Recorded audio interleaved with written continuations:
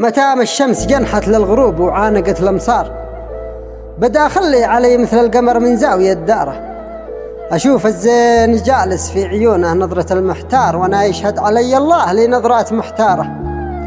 جماله جل من سوى جماله يسحر الأنظار، وحسنه ما مثل حسنه بكل الكون وأقداره. يدينه فوق خده منتظر ومشتت الأفكار، حزين وخاطره يشكي حروب البين وأقداره.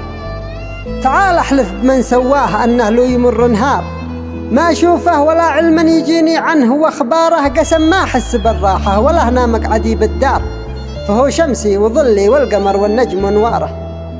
حنيني حنت اللي وقفت في حربها الأقدار، بميدان الوغى وحده أمام جيوش جبارة.